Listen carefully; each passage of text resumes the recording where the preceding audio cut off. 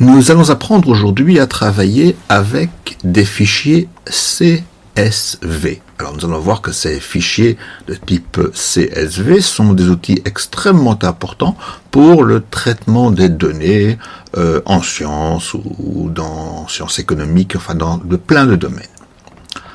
Ici, nous allons l'appliquer bien sûr à l'utilisation dans le langage Python. Qu'est-ce que c'est qu'un fichier CSV? Pour le savoir, il suffirait par exemple de se pencher sur ce que nous raconte l'encyclopédie Wikipédia. Alors elle nous dit plein de choses intéressantes et importantes, mais nous allons voir que peu de choses sont nécessaires pour notre objectif ici. Voici un fichier CSV. Vous voyez qu'il s'agit de quelque chose de relativement simple. Alors ici, ce fichier CSV, je l'ai composé avec un simple éditeur de texte, tout bête. Il s'agit sans doute de Gedit. J'aurais aussi pu prendre Geany ou Notepad ou Notepad++, enfin, n'importe quel éditeur de texte très simple et certainement pas un logiciel de traitement de texte. Puisque nous voyons que nous avons ici du texte pur, c'est-à-dire qu'il n'y a aucune mise en forme possible. On ne peut pas mettre en gras, en italique, on ne peut pas souligner, rien du tout. Nous n'avons que les données pures, du texte pur. Alors ici, notre fichier est constitué de plusieurs lignes, nous avons 7 lignes, mais le nombre de lignes n'est absolument pas limité. On peut faire des fichiers CSV de 10 000, 20 000 lignes sans aucun problème. Et dans ce fichier CSV, nous voyons que les informations sont disposées, donc ligne par ligne, disais-je, mais sur chaque ligne, les informations sont disposées l'une à côté de l'autre, séparées par une virgule. Donc sur la première ligne, la ligne 1 ici, nous avons deux informations, qui sont par exemple le résultat de deux mesures. Nous avons l'information 20, la valeur 20, et la valeur 0, séparées par une virgule. Eh bien, c'est de là que les fichiers CSV tirent leur nom, puisque, en réalité, ils désignent des valeurs séparées par des virgules, comma separated values. Sur la deuxième ligne, nous avons exactement la même chose, une valeur, une virgule, une autre valeur, et ainsi de suite. Alors attention ici, sur la deuxième ligne, par exemple, nous avons la valeur 21, une virgule, et puis 1.1. Donc c'est bien le point décimal qui est utilisé ici, alors que la virgule sert à séparer les données. Si dans les données vous aviez une virgule, ce serait très ennuyeux, alors il faudrait sans doute entourer chacune des valeurs par des guillemets, mais ce sont des informations qui ne seront pas données ici, qui ne seront pas détaillées ici. Voyons voir comment on va maintenant utiliser un fichier CSV en langage Python. Comment on va utiliser des fichiers CSV en langage Python. Alors nous allons être fort aidés parce qu'il existe une bibliothèque extrêmement précieuse qui est la bibliothèque CSV en langage Python. Je vous propose d'examiner un programme tout simple que nous allons écrire ensemble, un programme tout simple qui va lire un fichier CSV. Alors dans un premier temps, je vous propose de regarder chacune des instructions l'une après l'autre. La première instruction de notre programme sera bien sûr d'importer la bibliothèque CSV. Bibliothèque donc qui contient des fonctions importantes. Nous allons en utiliser une seule d'ailleurs, mais vous allez voir, elle va beaucoup nous aider. Donc nous commençons par importer l'ensemble de la bibliothèque. Puis, nous allons ouvrir un canal vers un certain fichier. Alors ici, ce fichier s'appelle le test CSV. Et nous allons ouvrir ce fichier.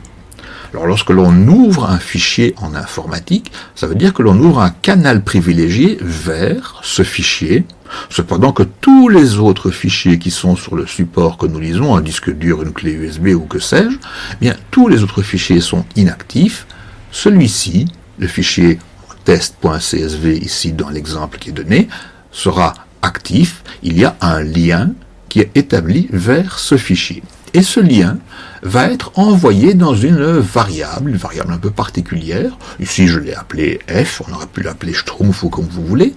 Donc cette variable f va contenir le lien vers le fichier ouvert. Une fois que le fichier est ouvert et que la variable f contient le lien vers ce fichier, Nous allons maintenant faire entrer en piste notre bibliothèque CSV et plus particulièrement, nous allons faire entrer en piste la fonction reader. La fonction reader qui est magique car elle va en une fois lire tout le contenu du fichier qui est lié par la variable f que nous avons donc préalablement préparée à l'ouverture du fichier. Donc cette instruction-ci va en une fois envoyer dans la variable fichier CSV, ou une variable que vous appelez comme vous voulez bien sûr, va envoyer en une fois tout le contenu du fichier. Alors on pourrait à ce moment-là évidemment envoyer à l'écran par exemple le contenu du fichier pour voir ce qu'il contient, mais ce ne sera pas très pratique. Moi je vous propose maintenant de disséquer le contenu de ce fichier et de regarder petit à petit ce que contient la variable fichier CSV. Donc elle contient tout le contenu du fichier bien sûr. Comment est-ce qu'on va voir petit à petit ce qu'elle contient, ce fichier, ce que contient la variable fichier CSV par corollaire? Eh bien, nous allons disséquer en utilisant une instruction du type que vous connaissez déjà. Pour chaque ligne appartenant au fichier CSV, pourrait-on dire en français, for ligne in fichier CSV, double point, que doit-on faire pour chacune des lignes? Eh bien, on va écrire le contenu de la ligne, on va découvrir le détail du fichier. Voyons ce que cela donne en pratique. Alors ici j'ai le programme que nous venons de voir à la diapositive précédente, le même programme, hein, pas d'astuce, et juste à côté le terminal dans lequel le programme s'est exécuté. Donc, ligne par ligne, le contenu du fichier CSV a été écrit à l'écran. Le fichier CSV est ici, du moins un aperçu de ce fichier vu dans l'éditeur de texte. Donc sur la première ligne, nous avons 20 et 0. La deuxième ligne, 21 et 1.1. Nous voyons que sur la première ligne, c'est bien 20 et 0, 21 et 1.1. Donc nous avons disséqué ligne par ligne le contenu du fichier test.csv. Bon, c'est bien tout cela, mais ça pose au moins deux problèmes. Premier problème, évidemment, c'est que chaque ligne est elle-même encore un tableau. Et qu'avec un tel tableau, on ne va pas pouvoir faire grand-chose, ça va être très difficile de travailler. Et deuxième constatation, c'est que chaque information présente sur chaque ligne, donc la première information, le 20 que l'on voit dans le fichier ici, 20 qui est là, cette information, c'est une chaîne. Alors, comment reconnaît-on un tableau? On le reconnaît par les crochets qui entourent le contenu de la variable. Et comment reconnaît-on que l'on a affaire à une chaîne? On a bien sûr les apostrophes devant et derrière, ça aurait pu être des guillemets, c'était la même chose. Donc, on a un tableau de chaîne, et avec ça, on ne peut faire aucun calcul et on ne peut faire aucun diagramme. C'est très ennuyeux. Donc voyons maintenant une deuxième version de ce programme. Deuxième version de ce programme qui introduit l'une ou l'autre nouveauté. Alors la nouveauté ne se trouve pas dans le haut du programme, donc jusqu'ici il n'y a rien de nouveau. Par contre, la nouveauté se situe ici. Ici où j'ai initialisé une première variable que j'ai appelée liste X, parce que c'est ce qui me passait par la tête à ce moment-là. Et cette variable liste X, j'y ai mis rien. En fait, il s'agit d'une liste, puisqu'il y a bien les crochets ouvrant et fermant. C'est une liste, mais une liste vide. Et puis liste Y, qui est une liste vide. Bien.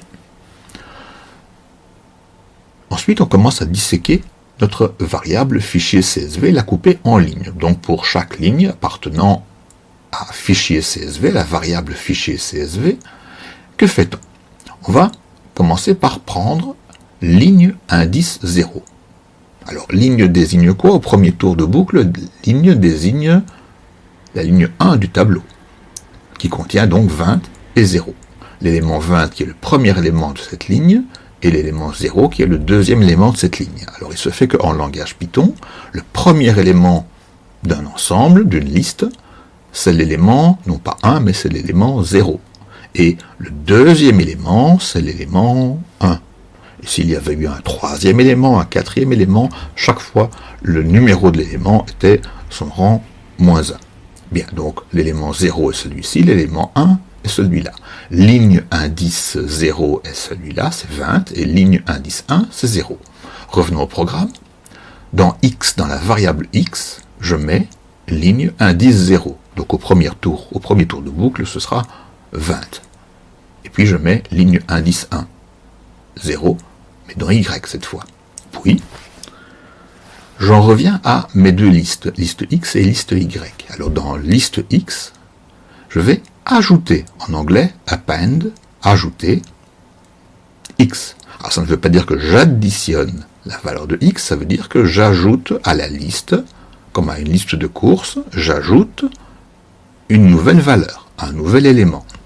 Et le nouvel élément que j'ajoute, c'est l'élément 20 pour liste x, et puis liste y, j'ajoute l'élément 0. Alors il y a une chose que vous pourriez éventuellement faire qui serait intéressante si vous écrivez ce programme, c'est d'ajouter juste en dessous, donc toujours dans le bloc d'instructions à exécuter, ces deux instructions-là, donc d'écrire le contenu de liste X et le contenu de liste Y pour voir la progression au fur et à mesure des tours de boucle. Et on va voir que ces deux variables, ces deux listes vont grandir. Alors que moi, ce que j'ai fait ici, c'est simplement, tout à fait à la fin, j'ai demandé d'écrire liste X et liste Y. Donc ça pourrait être intéressant pour vous de le voir progresser. Qu'est-ce que cela donne au niveau du résultat? Eh bien, voici la liste X. Elle commence par 20, puis on a ajouté l'élément 0 de la ligne suivante, 21, puis on a ajouté 22, 23, 24, et ainsi de suite. Cependant qu'à la liste Y, on a ajouté chaque fois les éléments de la deuxième colonne. Conclusion de tout cela, nous avons maintenant réussi à séparer les valeurs de la colonne 1 et de la colonne 2 dans des listes différentes, et d'autre part, malheureusement, ce sont toujours des chaînes de caractères qui sont dans nos deux listes. Donc c'est bien la chaîne 20, la chaîne 21 et ainsi de suite. On ne peut toujours faire aucun calcul, aucun diagramme avec cela. Et donc finalement, je pense que vous avez déjà trouvé le contenu de la diapositive suivante dans laquelle on va s'arranger pour que ce ne soit pas des chaînes qui se trouvent ici dans les deux listes, mais que ce soit par exemple des valeurs réelles. Comment va-t-on faire? Eh bien, voici le nouveau programme qui fait cela. Quelle différence? Il n'y en a pas beaucoup. La seule chose, c'est que à chaque fois que l'on a lu la valeur de x que l'on va ajouter, eh bien, on va transformer cela en float, donc en un réel. On prend la valeur réelle de ligne indice 0, la valeur réelle de ligne indice 1, et chaque fois, on l'ajoute dans le tableau, et on se retrouve à la fin avec deux tableaux, liste x et liste y. Alors ici, ils sont imprimés dans le terminal, et voilà ce que ça donne. Et nous voyons cette fois-ci que nous n'avons plus affaire à des chaînes, mais on a créé deux tableaux de réel. Voilà, ces quelques informations devraient maintenant vous permettre de traiter des fichiers CSV. Le gros avantage va être que lorsque nous allons traiter des données en langage Python, il ne sera plus nécessaire de les introduire manuellement une à une au début du programme et à chaque fois que l'on fait fonctionner le programme, on va pouvoir accumuler les données dans un fichier CSV. Ce fichier CSV que vous allez composer soit avec un éditeur de texte simple du type Gedit comme j'ai utilisé, ou Genie, ou Notepad, ou Notepad++, ou ce que vous voulez, mais en tous les cas, certainement pas un logiciel de traitement de texte qui va ajouter plein d'informations autour des données qui figureront dans votre fichier.